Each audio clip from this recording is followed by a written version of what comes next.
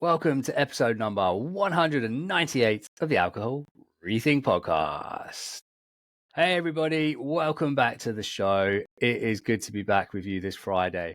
And today I am really pleased because I'm joined by someone who, it's fair to say, has been a bit of a leading voice in the alcohol-free world for many years now. And that is Janey Lee Grace. You may know Janey from her time on BBC Radio 2, from her TEDx talks or the Alcohol Free Life podcast, or through her incredible work as a holistic lifestyle coach and founder of the Sober Club. Fair to say, Janey's pretty passionate about helping people ditch the booze and discover what's possible without it. And our paths have crossed a few times recently, and it turns out those paths are quite close. We just live a couple of towns away from each other, which makes this chat even more exciting for me. And I'm really delighted to have you on the show, and I'm looking forward to the conversation. Welcome, Janey. Thank you. Thanks so much for inviting me. I really appreciate it. Yeah, my absolute pleasure.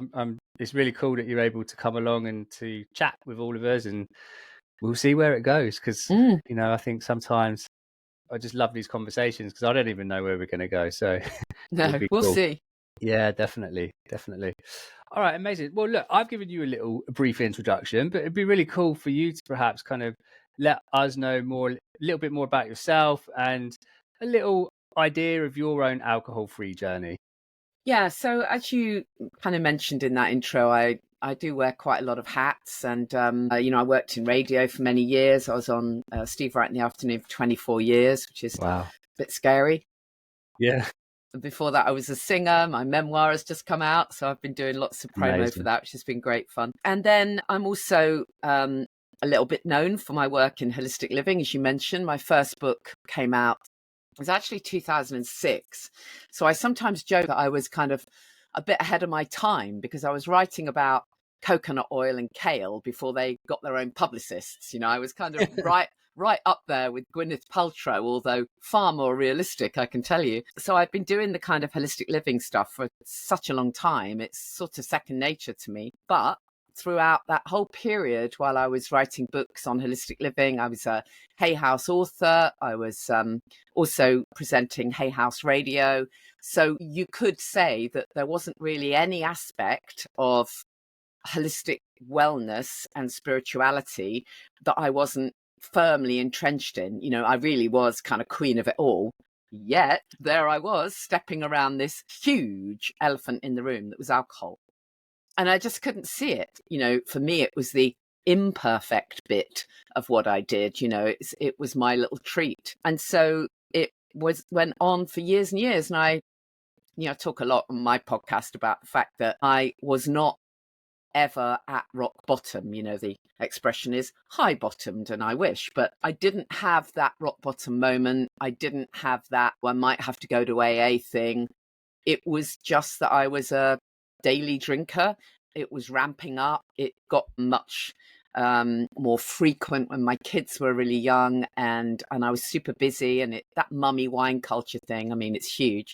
And I saw alcohol as my treat. So, if the kids were looked after, I'd think, wow, great, fantastic. I can pop round the corner, to the deli and have my self-care moment. It's absolute BS when I really, when I think of it now, but that's how I saw it. And that went on for years and years and years and years. And of course I had the odd period where I stopped, but then I would always go back. And I remember thinking, actually, I don't know why this is so hard. I'm relatively successful. I can do stuff if I put my mind to it. Why can't I just quit if I want to? And it was a little bit of a shock to my system to realize, wow, actually, alcohol is kind of controlling me because I can't stop. Even though I was waking up at 3 a.m.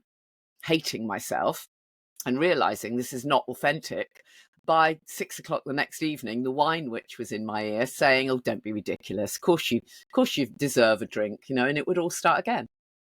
So, that went on for an awful long time till it didn't at the beginning of 2018.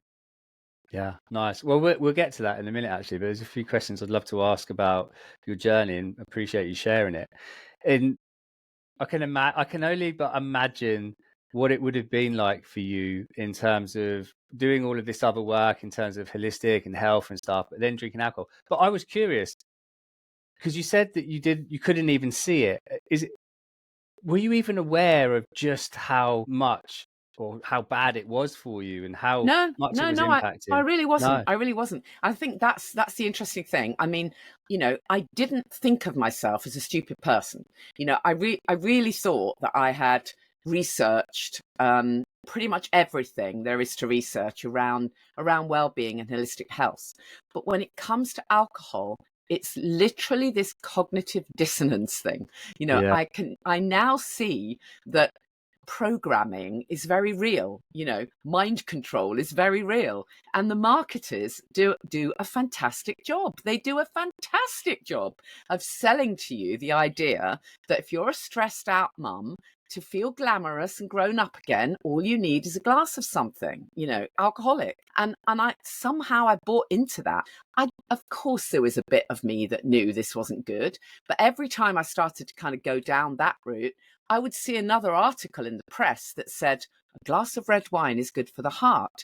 Now, of course, I ignored that and thought, well, yeah, that means a bottle of Sauvignon. So, yeah, I was stupid in that respect. But the reality is, I don't think I had grasped just how bad alcohol is.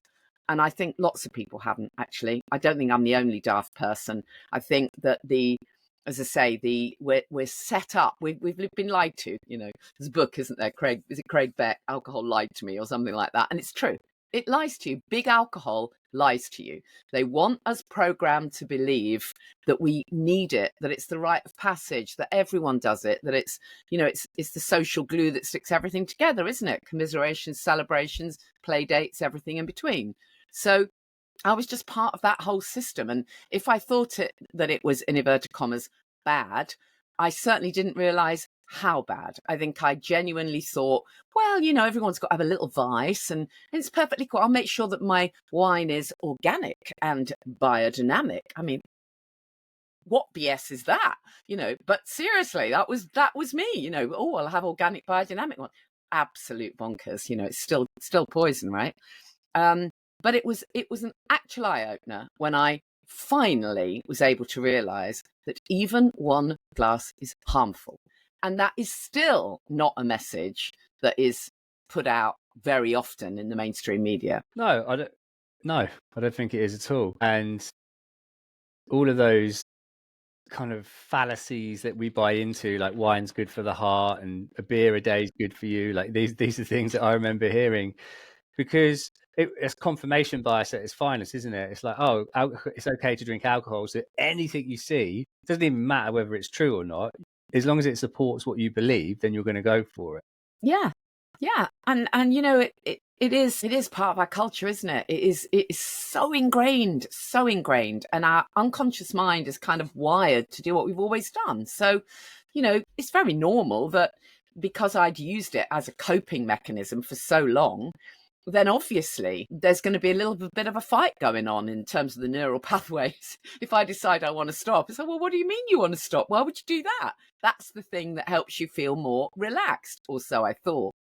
Yeah. I can see it now, but I genuinely couldn't see it before. And I think that this is the thing, we need more people explaining not only how bad it is for you, but the other piece of it that became so important for me, which is not only that alcohol is terrible and even one glass is harmful, but the really good bit, that life is so much better without, because still not enough people talk about that.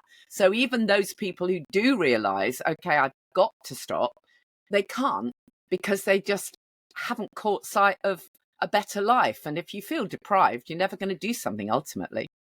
Yeah, it's really hard, isn't it? When you want to stop drinking, but you've probably drunk for most of your adult life, and to consider what that might even look like Exactly. is a Exactly. scary prospect. Feels really scary, Yeah. because you can't imagine yourself. Because how can you? Every element of your life has been with the booze goggles. I mean, I used to plan everything. Everything was planned around booze. If we went to the cinema, we'd have to get there in time to have a drink first. If the kids did a play date, would be, oh, well, let's have the, I mean, everything. When I think back to how much goddamn time I wasted thinking about it, planning it, actually drinking it, recovering from drinking it. Oh my God. No wonder it frees up time when you're no longer hooked into it like that. It's incredible. It just sucks the life out of you, really. Yeah, but like you say, when you're in it, you don't even realise, and you don't know what you don't know, right? But Exactly that. Yeah. So you kind of, there was a few things you said, like you woke up at 3 a.m. You Yeah, didn't pretty much particularly every like day. yourself. Yeah, and we know why that is now, right? Because Yeah, of we the do. 3 alcohol a.m. withdrawal. when the Yeah, liver right. repairs. Yeah, exactly. What was it for you then that started kind of tipping that balance, or that you became aware of that it wasn't perhaps as good for you as you'd been led to believe? Well, I think there was, towards the end of my drinking career, as it were, I think Yeah. it was quite obvious to me that something had to change. But I was in denial about it. I didn't know how. I certainly didn't know there was such a thing as sober coaches. I didn't know there was any kind of community. I had no idea that there was anyone else felt like me. No idea. That's the big one, really. I knew of people, through friends of friends or whatever, of people who had been clinically dependent and who had gone to AA or ended up in rehab. And I knew hundreds of people, probably, literally, who drank the way I did, or so it seemed. But I didn't know anyone who had a, in inverted commas, problem with their drinking, as it were, because they weren't talking about it either. I now realize it's probably, very high percentage of those other people were also struggling, but no one talks about it because it feels very shameful. So, the furthest you get in talking about it is the odd, gag with your girlfriends about, oh, I really ought to stop, ha ha, pass me another Prosecco. I mean, I have nobody to talk to about it. And this is one of the things that I get so passionate about, because when I eventually did start mentioning it privately to professionals, the response I got was nothing short of shameful. So I went to several therapists because of the work I do with holistic living and stuff. I was lucky enough to get I would have lots of different treatments, and I would review different things, whether it was hypnotherapy or reflexology or kinesiology or whatever. I did loads of ologies. And Yeah. and if I like the therapist, I would sometimes say to them, actually, there is something else going on. I'm kind of worried about my drinking, actually. And one after the other, they all told me, well, yeah, it's normal. Just it's fine. In fact, one therapist recommended that I switch to vodka rather than wine. Why? Duh. That's insane. I think she figured it would have less calories or something. I mean, it's Oh my God. utterly bizarre. Thank God I didn't go down that slippery slope. And it's not their fault. I don't want anybody listening to think, how dare you criticize the therapist? It's not their fault. They were drinking too. Yeah. It's not their fault. They didn't know how to support me. But then I went to a GP, and I actually went to a GP for a vitamin D test, which is another whole story. We can have a conversation about that another day if you like. But anyway, I went for a vitamin D test, and I got chatting to the doctor because I managed to raise my vitamin D levels naturally without, anyway, long story. So as I was going out of the door, again, it was one of those doorknob moments, which they don't do anymore with GPs because I haven't got the time. But back in those days, they used to call it a doorknob moment because it's that thing where somebody has a conversation, but then when they get to the door, that's when they share the real thing. So I got to the door and I turned around and I said, actually, if you've got just a moment, there is something else that I'm really worried about. I'm actually really worried about my drinking. It took me a huge amount to say that. Huge. I mean, it really took a lot for me to say that. And she just sort of looked at me and she said, well, you look fine. How much are you drinking? So I lied. And they know you lie, obviously. And she said, perfectly normal. I mean, I'm the same. Here's what you do. Have an alcohol-free day, yeah? Like if I'd had a quid for every time someone had said, have an alcohol-free day. Like I hadn't thought of that. I mean, really. So she basically gave me absolute license to just carry on. And I remember walking out of that doctor's surgery thinking, oh, thank God I can stop worrying. It's perfectly fine. She's doing it. Everyone's doing it. It's fine. I mean, literally, that kept me stuck for another 5 years. Just reinforced. Yeah. Totally reinforced it. Now, you see, I'm not criticizing because I didn't expect her to not be drinking. It's perfectly likely she's drinking. And I didn't expect her to tell me to stop. All she needed to have done is to have said to me, well done you for noticing that this is not serving you. And let me signpost you to a little bit of information about, maybe ways you can think about stopping. There are communities like, well, I hadn't formed the Sober Club then, but, had I have done, or had there been something else, she just needed to signpost me to a way of choosing to quit. That's all. That's all. She didn't have to stop herself. She didn't have to send me to alcohol services. God knows I wouldn't have gone. She just needed to acknowledge that actually, perhaps for me, life is going to be better without. That's all she had to do. Yeah. But they don't do that many times. Well, I mean, I guess there's parallels with just friends and family and stuff here as well, right? Because people are going to tell you what they believe a lot of the time. So, for example, with that therapist, she still drank, so she didn't see it as a problem. And exactly. it's the same when you want to talk to other people about your drinking, but they don't understand it, right? Yeah. If someone was come to speak to us, then we would have that kind of conversation with them. And so, yeah, it's challenging for people when they speak up, because they might get met with some kind of conversation or comment like that, which can kind of, like you say, keep you stuck for another few more years. Yeah, exactly. And, even now, I mean, I hope things are changing a bit. I'm sure they are to a certain extent. But I do think that, I do think it's time that the medical profession recognise that actually there's an awful lot you can do before the horse bolts, right? Because, still the thinking, in my experience from clients I've spoken to, the thinking is, if you are clinically dependent, they'll offer you something. They'll find something for you. Thank goodness. Although even that's a struggle, and it's not joined up across the UK. As in my experience, there isn't kind of one fabulous service that you can point to. It's messy. But if you are a grey area drinker, as the expression goes, you're drinking more than you want to, there's kind of nothing. There's kind of no approach at all. In fact, one of my Sober Club members went to see her GP for some very little health issue, whatever it was, and was told, and she mentioned to the GP that she'd stopped drinking. And the GP said, well, how very smug. Really? Seriously. Yeah. Oh my God. Charming. And, and then you add to that, I don't know how much you want me to bang on about this, because I could bang on about it forever. But one of the really big things that gets me is when women rock up to GPs and they say, oh, I'm perimenopausal, I'm menopausal, I think, I've got mood swings, I've got anxiety, I've got headaches, I'm crying all the time, I can't sleep, and on and on and on. And the GP gives them either antidepressants and HRT, or one or the other, sometimes both, never asks them about their drinking. So the woman goes home with a shed load of medication and puts that on top of the other medication. I mean, a mess doesn't really cover it, does it? No. Yeah, because I guess the first question could be, how much are you drinking, right? And how much is that impacting your physical, mental, emotional well-being for sure. And also, I think with going to someone like the doctor or a therapist, they're almost unconsciously in an authority position, so you're going to want to listen to them more. Yeah, exactly. You trust them, right? And so if your doctor says like, oh, I think you should take XYZ, well, then you're going to do it. And if it didn't say don't drink, then you're not going to not drink. Exactly. Yeah.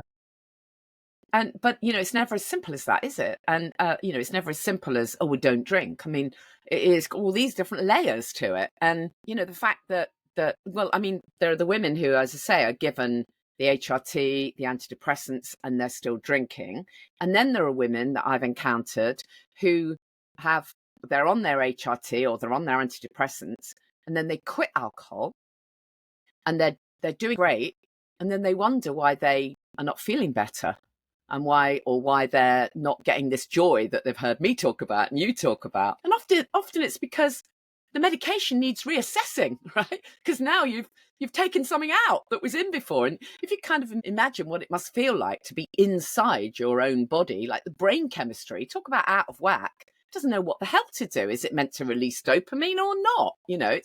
It's really mixed up. But it would really massively help if the medical profession generally could just have a little bit of interest in prevention rather than cure, let's have a little bit of awareness that there are many people who choose not to drink and who recognize that life is better without any. So stop peddling this line about, 12 units or whatever the nonsense is, 14 units or something. Yeah, 14. I always drank no more than 14 a week. Well, yeah, of course. And so do all their clients. Yeah. Absolute BS. Absolute BS.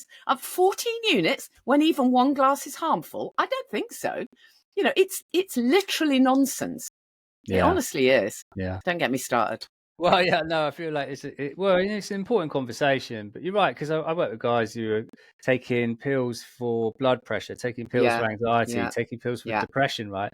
Yeah. And not once are those questions being asked about how much of well, maybe they are, but alcohol is causing so many of those things. It's not the sole thing, but a lot of them, for sure. Exactly that. And certainly the anxiety and the depression. Again, we're not trying to say that if you quit alcohol, that's the magic bullet and you'll never feel depressed or anxious. That's not what we're saying. But one thing's for sure, alcohol exacerbates all illness, and absolutely has a massive impact on anxiety and depression. Massive impact.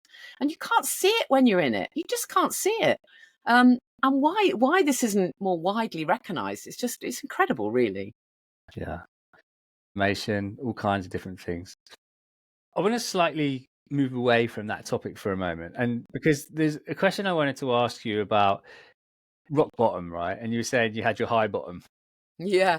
But I think it's really interesting to talk about, because there is a what's the word? Not misbelief, but a false belief, let's say, that you have to hit a rock bottom in order to change your relationship with alcohol. And I think that's actually incredibly harmful, because it can get in the way. Like, you have to, like, your brain's literally waiting, right? Okay, well, how bad does it have to get? Exactly that. Exactly that.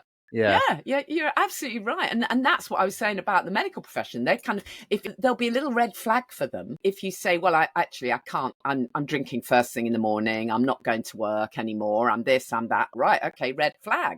You're okay, we'll do something now. But how about helping you, step off the booze elevator before you get to the bottom? And this is, I suppose, really my absolute passion, is just sort of helping people recognize that there are zero benefits to alcohol. So why would you want to wait till it all gets so bad that you can't come back from it? Why, when actually life is better without? Because you don't know that when you don't know it. I had no idea that life was better without alcohol. I thought I would be boring and miserable, and I would never have any friends, and I'd never be able to go out anymore. I mean, crazy. But that's what we've been programmed to believe, that we can't have fun without alcohol. Yeah. Well, that's when it was that whole stigma between, you can control your drinking or you're an alcoholic, and there was nothing in the middle. And so, of course, like, if you were you were the alcoholic, let's say, then that's boring. You're never going to be able to do anything again. You can't go out. Yeah. Of course, it's not very appealing at all. No, exactly. Yeah, but that's in your psyche, at the back of your mind, when you first stopped drinking. It is. What were some of the challenges that you had to kind of overcome then, once you realised that alcohol just wasn't working for you anymore? I think once I'd kind of made my decision to get on the path, I think one of the things that was quite a shock to me was that I didn't know who I was anymore. I really didn't know myself. It was very bizarre. I don't know if enough people talk about this, because, I hate it when sobriety gets kind of labelled as another well-being trend. I've done well-being trends. I know about well-being trends, and I can do them. I can go and do a boot camp. I can do a juice detox. I can go vegan for a month. Yeah, great. They're all great. Do any, exactly. Go ice bathing. Well, whatever the hell. They're great. Do them if you want. Lovely. But this is not the same thing. This is not the same thing at all. This is not a little challenge where you push yourself for a bit and then, your health is improved. Like, just know, it's so much more than that. It's literally a transformation of who you are at an absolute soul level. And I don't know that people are prepared for that. So when you start to even begin to step into that, it's very weird, particularly if you've not been prepped. If no one's prepped you for it, you suddenly start thinking, who the hell even am I? I don't know how to behave anymore. Like the first time you go to a social occasion, what do I do here? I don't know who I am. I don't know who I am. The old me knew exactly what she was doing. She was very loud and obnoxious and calling for the next bottle of wine or whatever. The new me is a little bit timid and what the hell do? I don't know how to behave. And it's not because, you change personality. It's because you become who you really are. And actually, that's interesting because quite a lot of people find that the extrovert they thought they were isn't who they really are. They find they're actually really quite introverted. They quite love their own company and they're highly sensitive, actually. That didn't exactly happen to me. I'm still extroverted and I'm still loud. But I had to find a whole new way of kind of settling in with myself. It was weird. All I can say is it was weird. But you get through it. And when you do, it's as if you've shed a skin and literally found a new identity. And I've never met anybody who prefers the old one. Never. Because you become who you actually really are. I know this is a really overused word and lots of your guys will go, oh, for God's sake, eye roll.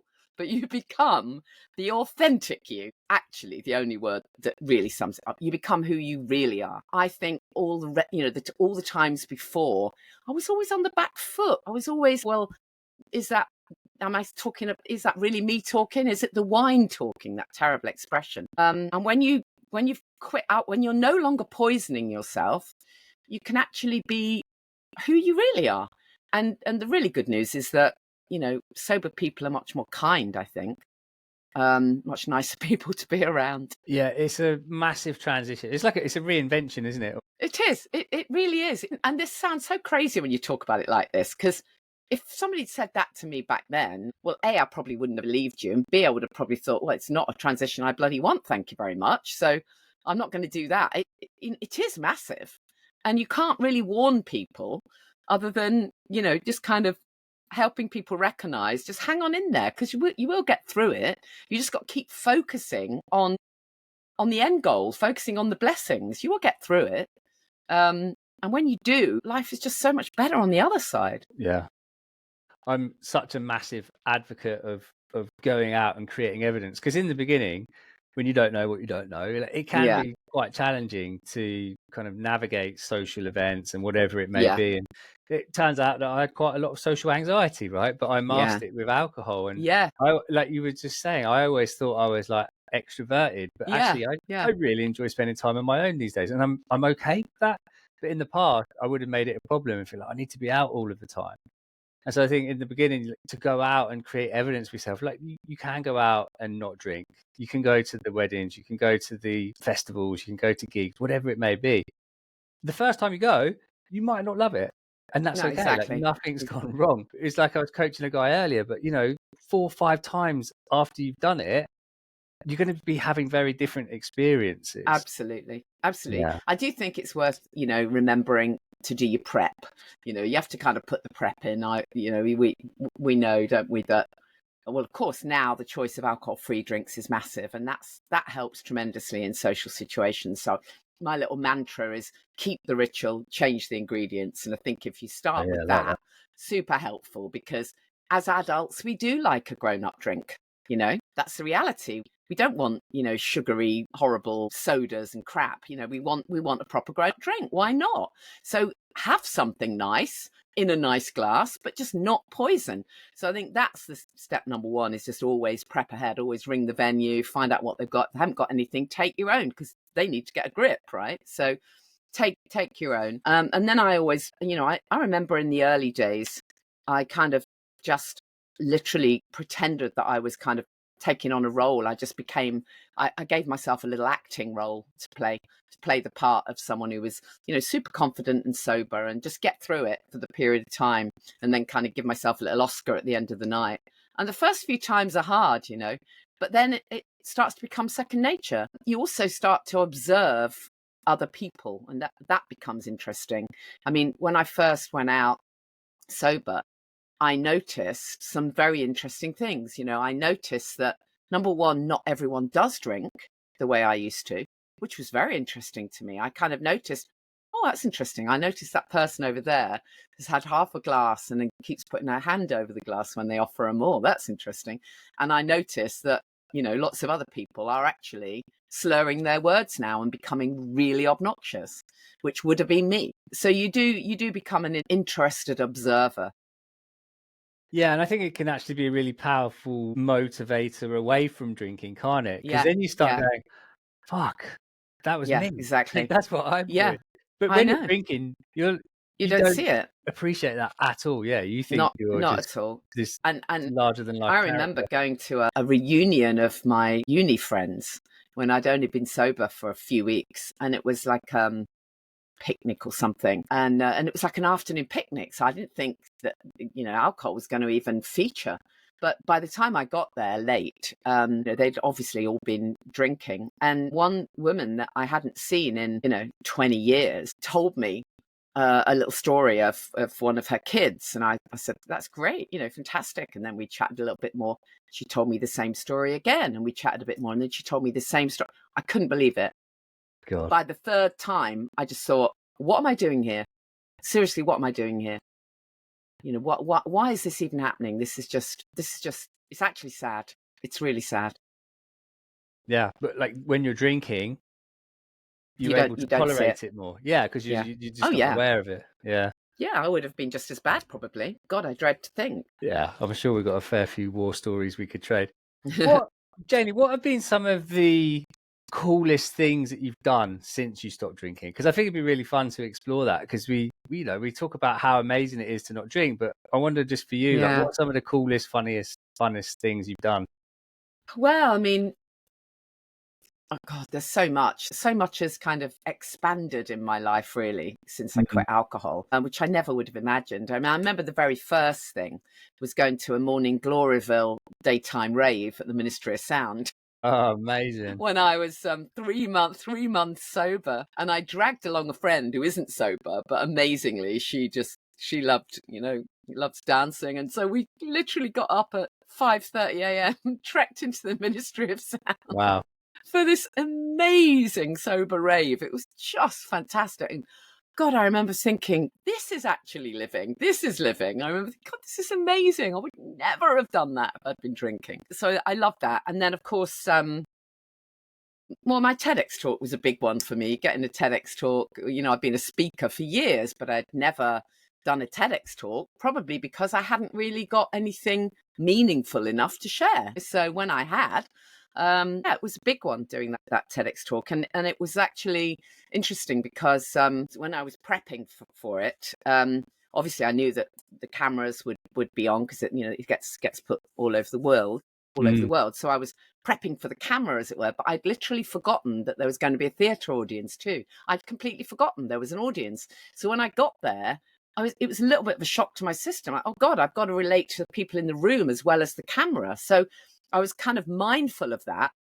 And then after I'd given the talk, I mean, 1, 2, 3, 4, I don't know how many people took me aside in the break and kind of took me off to a little corner of the room. And they said, that was me you were talking about. That's exactly what's going on for me. What can I do? I don't know what to do. And that's why I decided to start the Sober Club, because I realized that there are so many people, with this hidden thing that they're not talking about, and they need to be able to connect and explore, well-being and everything else, in a kind of a space that is going to be supportive, So that was a massive one. I don't know what else I've done. I've hosted retreats, which have been amazing. Obviously, I wrote my first book, first book about sobriety, Happy, Healthy, Sober. I mean, that came out in lockdown, so that was not the best time to bring a book out for sure. I couldn't do any promo or anything, but yeah, it was good to do that. Yeah. Incredible though, isn't it? Like, so just even in those few, so much has happened. I know so much has happened. Right? They're massive things. Big and the coaching work that I now do, again, I was already working as a coach, but I was doing kind of NLP coaching and EFT and stuff like that, therapeutic stuff, and working with businesses who want to share their story, like media training almost, really. Yeah. But again, when I realized actually I can bring these two worlds together, the kind of well-being stuff and the sobriety, it changed everything. Amazing. I'm glad you came to that kind of segue, actually, because recent conversation we were talking about, and there's something I'd love to talk about in this episode, is about family constellations, which is something that you use within your coach. And I think it's really important to have an idea of what that is, especially when it comes to rethinking alcohol, because you're able to start joining the dots, I think. Yeah, it's just to correct you. I don't use it in coaching, but it's a separate thing that I do. It kind of stands alone. Okay. Yeah. But you're right. I think that when you quit alcohol, it's never, a kind of your 30 days and that's it, you're done. It's everything is a work in progress. You literally become this kind of new person, in inverted commas. And usually for most people, it's when they start to realize, okay, I want to unpick some other layers now. I want to find out what was behind all of that anyway, because nobody ever drinks for the drink. It's not for the alcohol. You don't reach for the wine because you like the taste of wine. You think you do, but of course you don't. It's your coping mechanism, and it's the symptom of what's really going on. For many people, there's stuff in the past that's got them to the place they are. And of course, there are loads of different ways of working with trauma, whether that's the big T trauma, the massive stuff that might have happened to someone, or the little T stuff, the build up of stuff over your life that means that you've ended up with limiting beliefs and blocks that hold you back. And we've all got that, everybody. I don't care how sorted you are, you've got stuff. Everyone's got stuff. There are many, many ways of dealing with all of that. However, family constellations is really, in my opinion, is unique in the sense that it's so really difficult to describe. So on the one hand, I'm delighted that you've given me an opportunity, but on the other hand, I don't know if I'm going to do it justice because it's really difficult to describe it. But it's so transformational. It is literally like, you can imagine somebody, it's not just imagining, I know people who have been in therapy, traditional counseling or therapy for 20 years, 25 years, literally every week, 20 years. Were they to share with you, if you were to say to them, why are you in therapy, or what's the thing? There'll be many things, but they'll usually be a thing or a series of things. And you go, okay, well, what is it you want? And they tell you what they want. And you do that piece of work, as we call it, in constellations. And in 20 minutes, half an hour, they're transformed. And I mean, literally, it's gone. The trauma hasn't, you can't change what happened. Whatever happened to them, happened to them.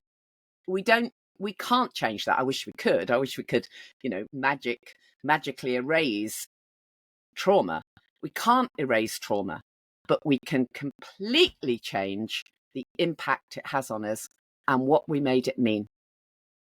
That's the big one.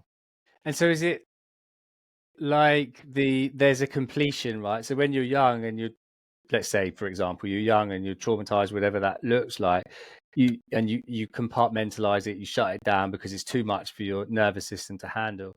It sounds like with the family constellation, go through that process, it allows you just to kind of almost finish the cycle, whether that's through the emotions and changing the story. That's a very good description of the other kind of modality I use, which is matrix reimprinting. That's how that works. Right, okay. We're getting into a lot of detail here. That's how matrix reimprinting works. It helps you to reframe and put a different perspective on the story, which is tremendously useful. Family constellations, or systemic constellations, which is what it really should be called. The word family can be a little bit confusing, but the basis of constellations is that our limiting beliefs, our blocks, our stuff, our trauma, it's all about the entanglements of what came before, as it were. Sometimes you may have heard the expression inherited family trauma. So it's all about what are we carrying that isn't ours to carry.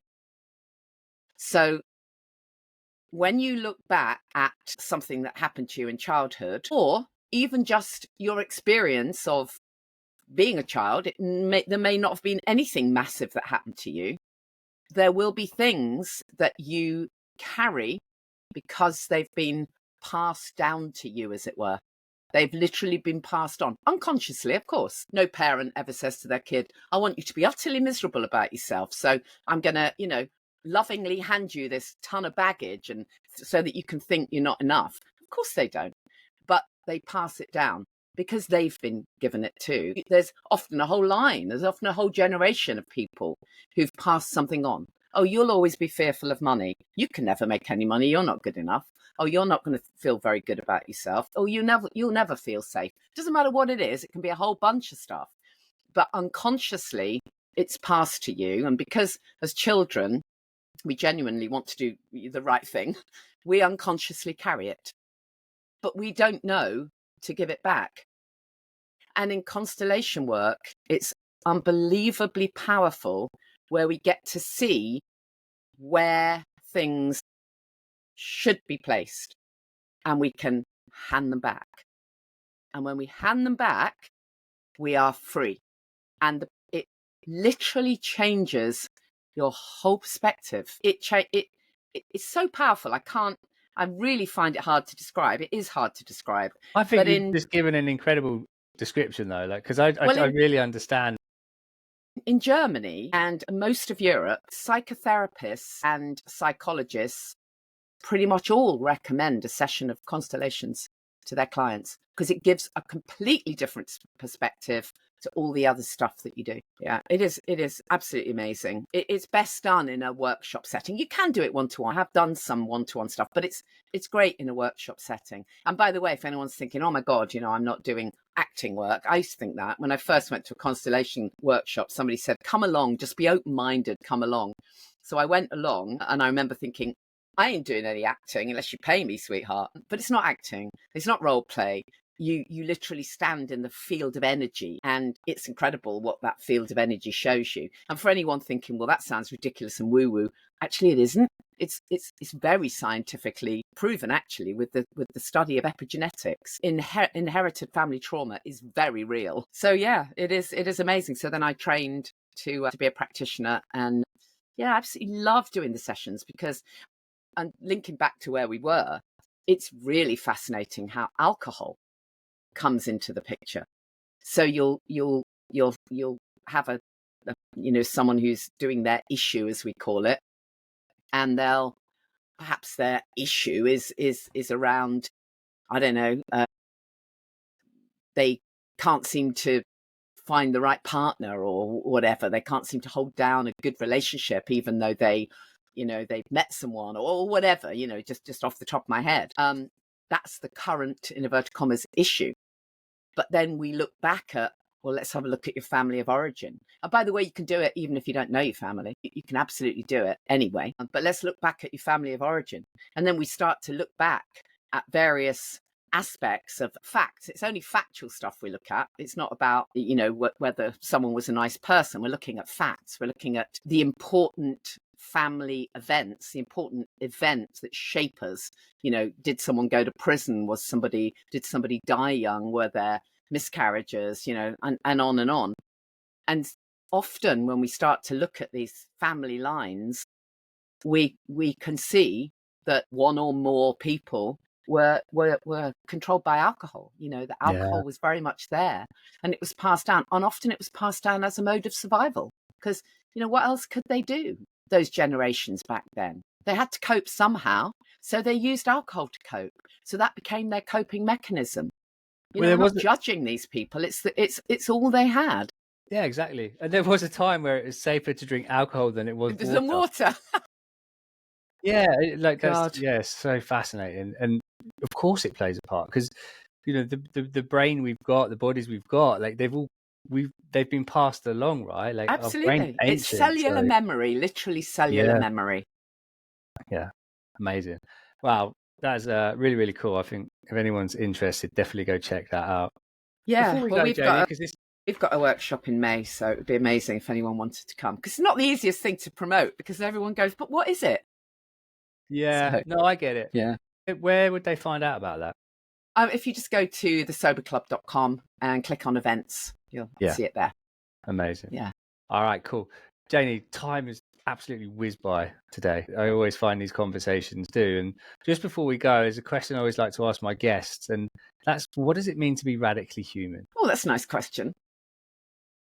I think it means it comes back to that sense of authenticity and living purposefully. I think that for me, I'm so passionate about people kind of living their lives to the full, if you know what I mean. I think it's so unbelievably sad when people are only living to half their capacity, as it were. And I now realize that alcohol is one of the things that does that to people. Literally dampens your spirit, spirit, interesting word, literally dampens you down. And so when you can get free from toxins, when you can embrace who you really are, when you can step into the authentic you can live purposefully. And that's different for everyone, by the way. But whatever it is for you, that's what it means to be radically human, I think. Yeah, beautiful. So good. All right. Well, Janey, thank you so much for coming on the show today. I really appreciate you being here. Yeah, I'm looking forward to chatting to you on my podcast. Yeah, amazing. Just swap. All right. Brilliant. Yeah. And anyone who wants to get in contact with you, they can go to thesoberclub.com. Anywhere else? Soberclub.com. Yeah, I'm very easy to find on all social media at Janey Lee Grace. Just message me there. Yeah, amazing. Well, I'll drop that into the show notes for anyone listening. Once again, Janey, thank you so much. Thank you, everybody, for listening today. Take care of yourselves. Be kind, be patient, keep doing this work, and kind of strive towards living that authentic, purposeful life. Take care of yourselves, and I'll see you again soon. Bye-bye for now.